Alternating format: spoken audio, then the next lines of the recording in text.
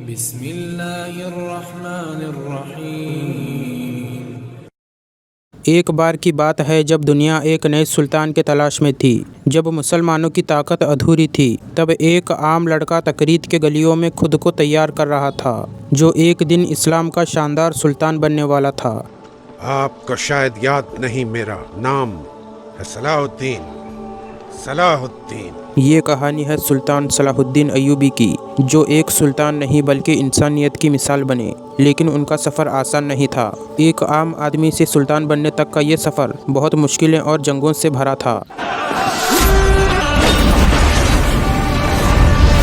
Salahuddin Ayyubi की पैदाइश 1137 में तकरीत शहर में हुई थी, जो आज के इराक में लोकेटेड है, जहां उनका बचपन गुजरा और उनकी परवरिश हुई। सलाहुद्दीन अय्यूबी का पैदाइशी नाम यूसुफ था, लेकिन उन्हें सलाहुद्दीन का लक़ब दिया गया। सलाहुद्दीन का शब्द सलाह और दीन से मिलकर बना है। सलाह का मतलब है नजात या भलाई, दीन का मतलब है दीन या मजहब। अगर पूरी तरह से देखा जाए तो सलाहुद्दीन का मतलब है दीन को बचाने वाला या दीन का हामी। ये लक़ब इसलिए दिया गया क्योंकि सलाहुद्दीन अय्यूबी ने अपनी ज़िंदगी का मकसद इस्लाम और उसके लोगों की हिफाजत को बनाया, और उन्होंने क्रूसेड्स के दौरान अपने अमल और इखलाक से इस्लाम का दिफा किया। सलाहुद्दीन अय्यूबी के वालिद नजमुद्दीन अय्यूब और उनके चाचा शिरकू दोनों मुमलिकत के फ़ौज में शामिल थे। सलाहुद्दीन अय्यूबी का बचपन उनके वालिद नजमुद्दीन अय्यूब के साथ दमिश्क में गुजरा, जहां उन्होंने तालीम और तरबियत हासिल की। उनके वालिद ने उनके अंदर अदल और इखलाक के जज्बे को भी जगाया, लेकिन उस वक्त लोगों को ये मालूम नहीं था कि ये बच्चा एक दिन इस्लाम के लिए इतने बड़े कारनामे करेगा। सलाहुद्दीन अय्यूबी के चाचा सुल्तान नूरुद्दीन जंगी के लश्कर में एक अहम मुकाम पर थे। दोस्तों, सुल्तान नूरुद्दीन जंगी उस वक्त एक अजीम सुल्तान थे, जो सलीबी जंगों के दौरान इस्लाम की हिमायत कर रहे थे और अपने इलाके में अदल और इंसाफ के लिए मशहूर थे।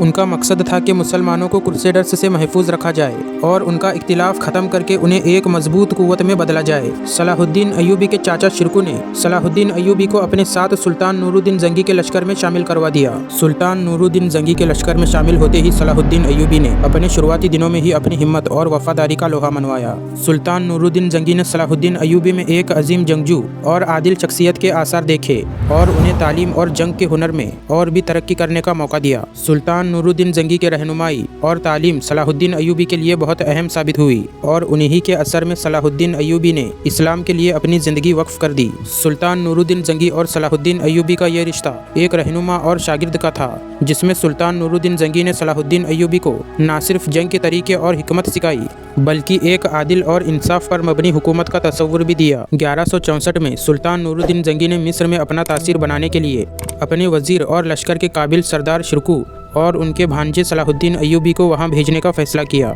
उस वक्त मिस्र में फातिमी खिलाफत कमज़ोर हो रही थी। मिस्र में सियासी और फौजी हालत भी बहुत उलझन में थी, क्योंकि वहां ईसाई फौजें भी अपने कब्जे की कोशिश कर रहे थे और फातिमी खिलाफत भी अंदरूनी सियासी रिश्वत और इख्तिलाफ का शिकार थी। सुल्तान नूरुद्दीन जंगी का मकसद ये था कि मिस्र को फातिमी खिलाफत और क्रूसेडर्स के कब्जे से बचाया जाए और उसे अब्बासी खिलाफत के इताअत में लाया जाए। इस मुहिम के दौरान सलाहुद्दीन अय्यूबी ने मिस्र में अपने आप को एक वफादार और समझदार सरदार के तौर पर मनवाया। सलाहुद्दीन अय्यूबी ने वहां फातिमियों के खिलाफ लड़ाई में अपनी होशियारी और हिम्मत का लोहा मनवा दिया। सलाहुद्दीन अय्यूबी और उनके चाचा ने मिस्र में अपनी मौजूदगी को और मजबूत किया।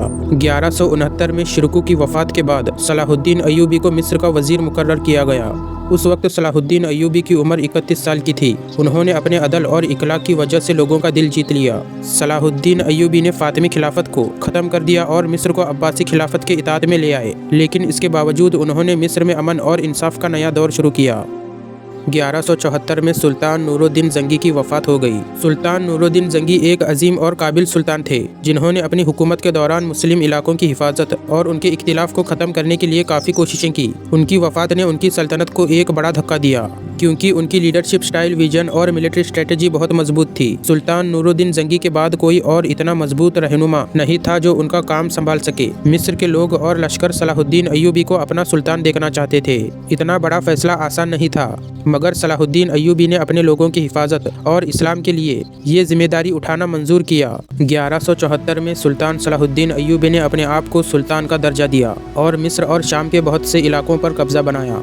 लेकिन सुल्तान सलाहुद्दीन अय्यूबी ने कभी जुल्म या जबर का सहारा नहीं लिया। उनके सल्तनत की बुनियाद अमन, इंसाफ और अदल था।